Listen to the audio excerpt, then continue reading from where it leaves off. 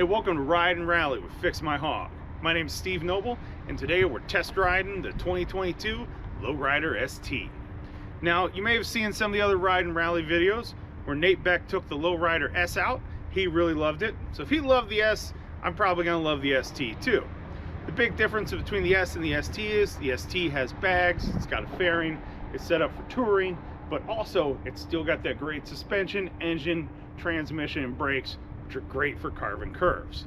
And to test that out, we're going to take it down 555 out of Zanesville, Ohio here. Regionally, 555, or we call it the Triple Nickel, it's one of the curviest roads in the area. It's like they paved every goat path through the hills with switchbacks and decreasing radius turns. If you're into curves, definitely check it out. But we're going to take the Lowrider ST down that. We're going to put it through the paces, ride the snot out of it. Then we get down to Ringgold. We're going to hop on 78, head over the big Musky Bucket. Then maybe from there, we'll stop by a barbecue place I know. Here it is, the 2022 Harley FLXR ST Lowrider ST.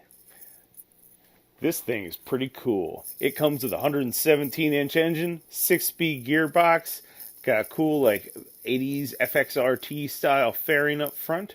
Here they put it in a wind tunnel, and it has great airflow to it with zero buffeting. Up on the front of the thing, we have some inverted forks. Got the dual disc brakes, the floating rotors. I believe those calipers are made by Brembo. It comes with a 117-inch engine, 6-speed gearbox. Of course, fuel injected, throttle by wire, you know, M8 motor, all the bells and whistles that come inside that thing. Out back, it's got these clamshell saddlebags. Rumor has it they're almost 2 square feet of space. They are pretty big, and they're quick detach. Got a digital dash here in the top clamp of the handlebars, and it has all the standard features in there: tachometer, odometers.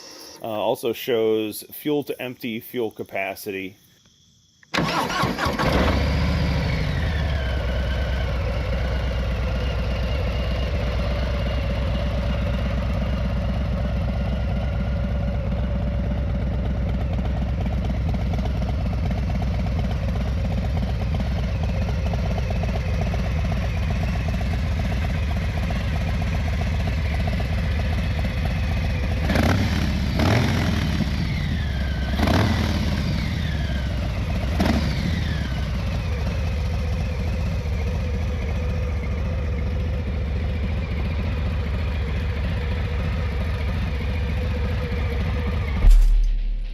Alright, but enough talking about it, let's go ride.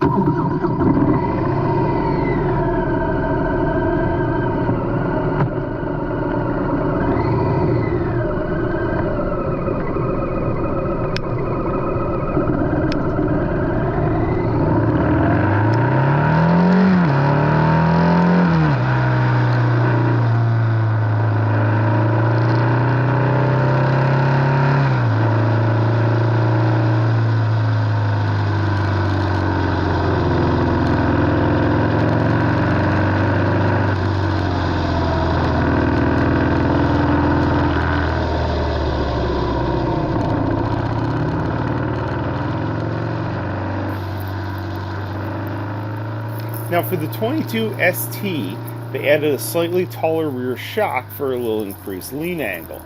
So this is a change from the previous Lowrider S models. Now this is my personal bike. The only thing I've done to it was change the seat, install the exhaust, and the crash bar. And those 3 items are actually in some other Fix My Hog videos. And this bike runs off a key fob, so there's no actual key to insert. As long as you have the fob on you, you can turn the switch on, bike fires right up. However, Harley does charge a good buck for spare key fobs.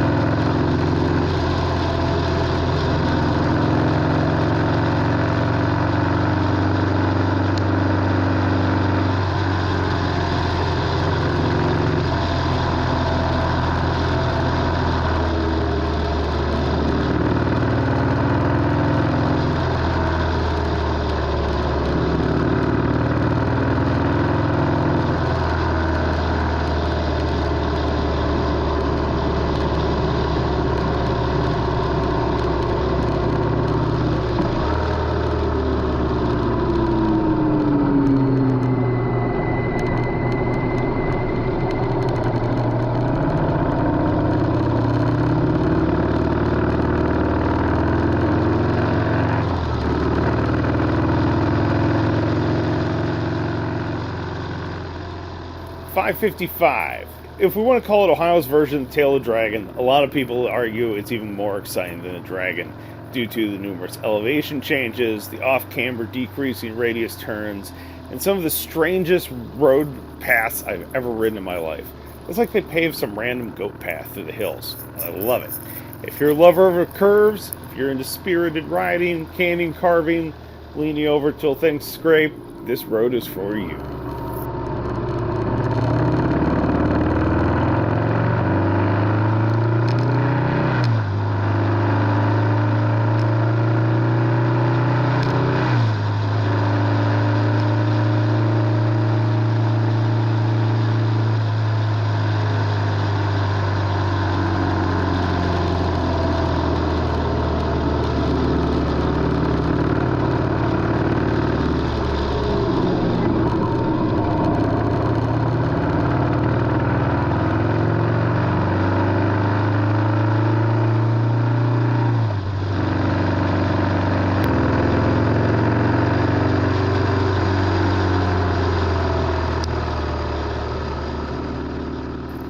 It's just over 70 miles from the beginning to the end.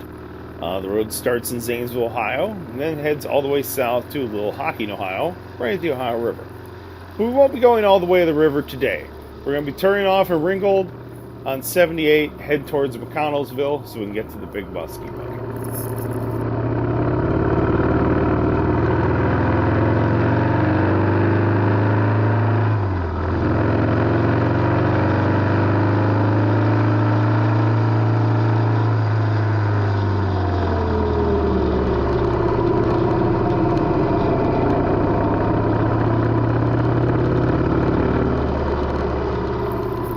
But we won't be going all the way to the river today. We'll be turning off in Ringgold on 78,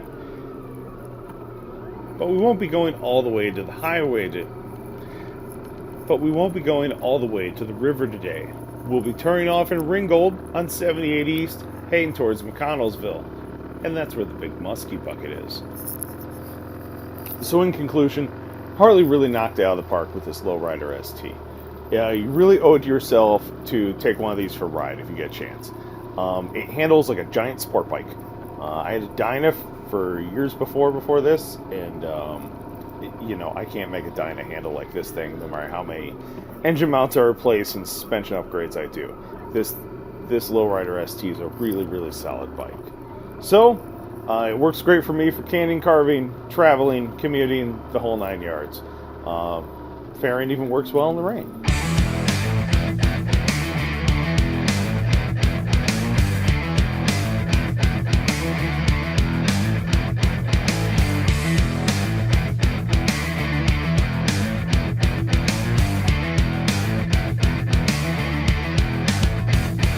Now we're going to pass through the town of McConnellsville right on the Muskegon River. Just follow the signs for 78 and it should take you right through town.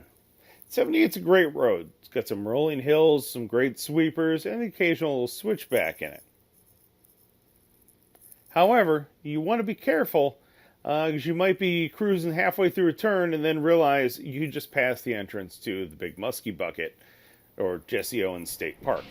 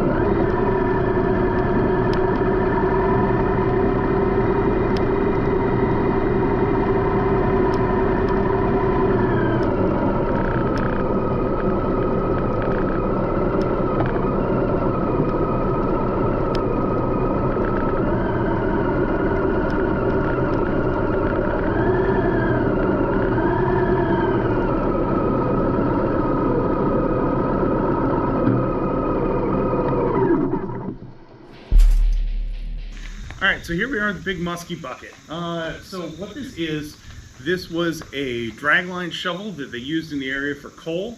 That was a big thing here in South Central Ohio. They basically did kind of top removal strip mining, and they would take the giant shovels and buckets and like this, and they would just drag it right across the top and pick everything up. I believe this was the largest bucket dragline shovel built. I believe it can move in one scoop 325 tons of dirt and that's about 220 cubic yards of earth. So you're talking a massive amount of coal. This thing is a really cool thing to see. There's no more coal mining in the area at the time. They reclaimed all the land. Now it's part of Jesse Owens State Park here, right on 78, which you saw is a great ride here. This is a massive, massive thing to see. It's really cool. Massive chain links. It's hard to even put into perspective the size of this stuff. You can't even move the chain links. It's a really cool thing to see if you're in the area. It's hard to imagine even the size of the equipment that must went into building this thing and moving the dirt, and the amount of the size of all the equipment in the operation that was here. So if you're in the area, it's definitely a cool thing to check it out. Got a great park here. Got some picnic tables, bathrooms, restrooms, the whole 9 yards, and it's a great scenic area too. So check it out. So here it is down at the big Musky Bucket, 2022 Lowrider ST. I tell you, Harley really knocked out of the park with this thing. So before this, I was riding a Dyna. You've seen some of the other Fix My Hog videos. Way before that, I was riding sport bikes and stuff. And I'm telling you, this thing handles much like a sport bike. But yet, with that 19-inch front wheel on it, it's still got some nice stability, so it still really plants in going down the highway. You can just set the cruise, hands off the bars, and just go after it. It's a really impressive machine. So even up here, we've got the inverted front forks on this thing, dual disc front suspension, massive beefy brakes, really shaves the speed off going through the turns. The handling is really sharp on it. I know when Harley switched from the first Lowrider S to the 2022 Lowrider S and the ST, they lifted the rear suspension a little bit. It's got a tighter rake than the standard Lowrider, so it's a really responsive bike. Then of course up front here we have the FXR style fairing. Now Harley really did a good job with this thing too. It has some vents in it through the center, or I guess off to the side, and that allows a lot more airflow without giving you that weird reverse push air that you get with some of the older fairings. So not only does that give you good airflow, so all the vents in your helmet still work, all the vents in your jacket still work, so you still get like a nice breeze, you still get some of the wind on you feeling, but also cuts a clean hole, so when you're ripping down the highway and stuff, you get a nice clean ride. There's no weird buffeting coming off semis. It just blasts right through the wind. You catch a little rain at highway speeds, you get a little vortex, kind of keeps the direct blast of the rain off you. I'm not promising you're going to stay dry, but if you got rain gear on, it's not taking quite the pounding it would with a no fairing bike. And even I've ridden some older style fairings. This thing is really above and beyond. Harley really must have spent some time in a wind tunnel with this thing. I'm really impressed with that. The engine on the thing, it's the 117 Milwaukee 8 engine. I believe it's something like 125 foot-pounds of torque, around 105 horsepower right out of the box. I was told this used to be their CVO engine in previous years, and now it comes standard in the Lowrider S and the ST. All right, now another discussed part of this thing is the clamshell style saddlebags on here. Now you have two of them. They are quick detach, and they do just pop right off of this thing. It is pretty impressive. But if you just need to get into them, we have a little chrome lever back here. Then we got some little cool nitrogen shocks that make them open nice and slow. There's plenty of space inside these things. They got a nice rubber gasket in here, keeps them sealed up. I had it out in a torrential downpour for probably about 4 hours one time down North Carolina already this year, and everything in them stayed dry. Even shortly after I got it, I gave the bags the kind of the garden hose test where I just hosed the snot out of the joint and opened them up. Everything was still dry inside. So nice job there, Harley. If you do want to take them off, down inside here, there's a little quick detach handle. Just turn it to the left, a little red flag pops open, and from there, you can take the bags off. How handy is that? So it's a pretty clean looking bike even without the bags. and they're pretty quick to attach, easy to go back on there. Pop the lower bracket on there. Pop that in there like so. Twitch it, latch it, close the bag. These bags do have locks on them too, so everything is very secure.